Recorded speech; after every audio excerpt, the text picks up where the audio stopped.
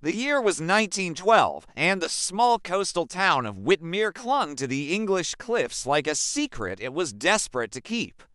The wind from the sea carried salt and rumor in equal measure, and at the edge of that wind-beaten landscape stood Blackthorn Manor, a hulking stone house with iron gates, ivy creeping across its walls like veins, and windows that looked not at the town, but at the endless waves beyond.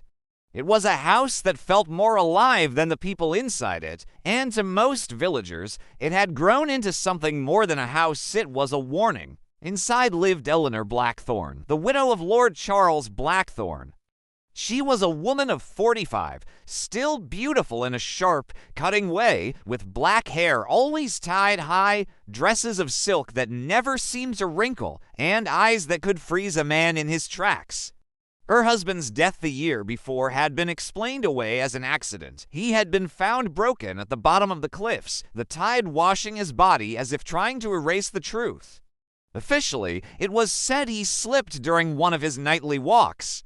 But no one in Whitmere truly believed that story. The villagers claimed to have heard arguments echoing through the manor in the weeks before his fall. Some said Eleanor had taken a lover, a tall man who came and went without anyone seeing his face. Others swore the manor itself seemed locked down in those days, with rooms sealed, windows bolted, and Eleanor herself disappearing into the cellars for hours at a time. One maid who left the manor whispered that Lord Blackthorn's study had been locked up for weeks after the funeral, and that when she dared peek through the keyhole, she saw a candle burning inside as if someone was still working there long after the master's death. The whispers might have remained nothing more than talk, but strange happenings began to plague the house. Servants spoke of windows slamming on their own, footsteps in the halls at night, and voices carrying through the walls when no one was there.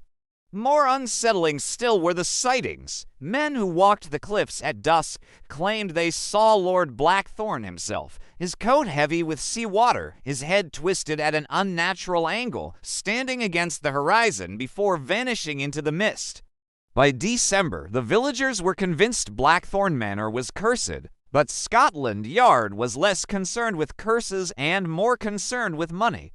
Inspector Harold Drake was sent from London, a man in his 50s with sharp eyes and a deep dislike for theatrics. He had seen grief weaponized before, seen fortunes accidentally shift into eager hands. He did not believe in ghosts, but he very much believed in murder. When Drake arrived in Whitmere, he found the town eager to share its suspicions. They crowded him with tales of Eleanor's coldness, of her late husband's debts, of her rumored lover who vanished like a shadow. Drake dismissed much of it as gossip, but he also knew that beneath gossip often lay truth twisted out of recognition.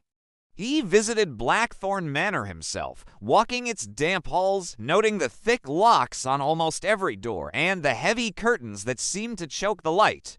Eleanor received him in her dining room, her expression polite but firm, and though her words were calm, her hands trembled ever so slightly when he spoke of her husband's last night on the cliffs. She insisted it had been an accident. She told him the town enjoyed inventing stories.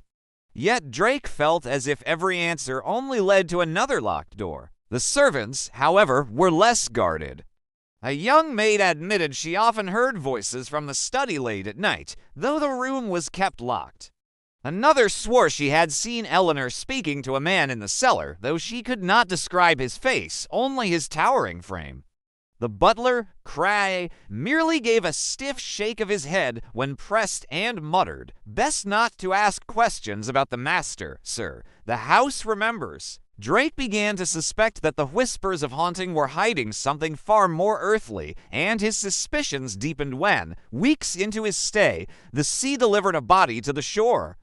A fisherman, throat cut with surgical precision, his pockets containing a crumpled scrap of paper that bore only 2 words, *Blackthorn Ledger. The town went wild with fearsome cried smugglers. Others muttered that Lord Blackthorn's ghost had claimed another soul. But Drake saw through it. Someone was silencing anyone who knew about the family's financial secrets. That night, he searched the manor in secret. Picking the lock to the study, he stepped into a room preserved in dust and silence. Papers were neatly stacked on the desk, as if waiting for a master who would never return. A decanter of brandy still sat half full, its scent clinging to the air. But under the desk, in a hidden compartment, Drake found something far more damning, a notebook filled with figures, names, and debts. The Blackthorn fortune, it seemed, was built on smuggling and bribes. At the bottom of one page, scrawled in a trembling hand, was a chilling phrase. Asterisk, if I fall, she falls with me. Asterisk. The inspector began to watch Eleanor more closely. He noticed how she disappeared at night, walking the cliffs with the sea wind in her hair. One evening, he followed at a distance and saw her meet a man tall, broad-shouldered, his coat pulled tight against the cold. They spoke briefly before parting. Drake narrowed his eyes, for he recognized that walk, that build. It was the very same as the fisherman found dead on the beach. Yet, how could that be? The man was supposed to be rotting beneath the tide. The puzzle only grew darker when another body washed up weeks later, this time a banker tied to Lord Blackthorn's debts. His chest bore a series of knife wounds that ran perfectly along his ribs, too neat to deliberate.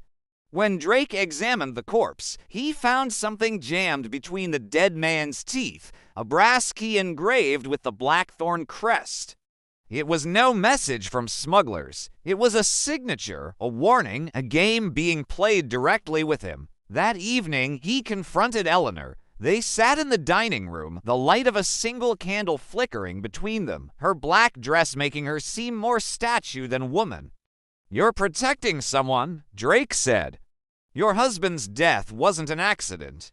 The fisherman didn't drown. The banker didn't just vanish. All of it ties back here, to this house. To you." Eleanor met his words with a thin smile. "You are mistaken, Inspector. My husband's sins are buried with him. I have nothing to hide." But as she spoke, a sound echoed from below their feet, the low scrape of metal against stone, faint but unmistakable. The cellar, Drake excused himself and descended alone, lantern in hand. The cellar walls were slick with salt, the air damp as if the sea itself was seeping through. And there, chained to the wall in rags, was Lord Blackthorn, alive, his hair hung in tangled ropes, his face gaunt, his wrists raw from the manacles. He looked up at Drake with hollow eyes and whispered, "She keeps me here. She says the world believes I'm dead, that the debts died with me. But I hear them. The sea, the voices. I see the things she makes him do." Before Drake could respond, footsteps echoed behind him. The broad-shouldered man stepped into the lantern light, his face covered with a mask of leather. He was the same figure seen with Eleanor, the same figure the maid swore she saw, the same man whose walk mirrored the corpse on the beach. Yet now it was clear. This was no ghost. This was her enforcer, her weapon, her executioner. A man with no name and no history, bound to Eleanor's will as tightly as Lord Blackthorn was bound to the wall. From the stairs came Eleanor's voice, soft and steady. "You see now, Inspector, my husband was weak. He thought he could expose me, but his empire was mine to control. His debts, his enemies, they all belong to me now. And so does your name, Inspector Drake. In time, the town will believe you walked into the sea." Just like Charles, the masked man stepped forward, a scalpel gleaming in his hand, and the lantern light flickered as if the house itself was holding its breath. What happened next is still debated in Whitmere to this day. Some say Drake fought his way out, dragging Lord Blackthorn into the night, only for the man to die from his wounds days later, his mind shattered by captivity. Others insist Drake himself was consumed by the house, that his name was written into Eleanor's book of debts, and that the manor claimed him as it had claimed so many before. The official records merely note that Eleanor Blackthorn left Whitmere that spring, her fortune miraculously intact, the manor boarded up, and left to rot. But the villagers swear that on stormy nights, a candle still flickers in the cellar window, casting a warm glow that feels almost inviting. If you stand long enough on the cliffs, with the wind whipping through your hair, you might just hear the eerie sound of chains scraping against the stone. It's chilling, right?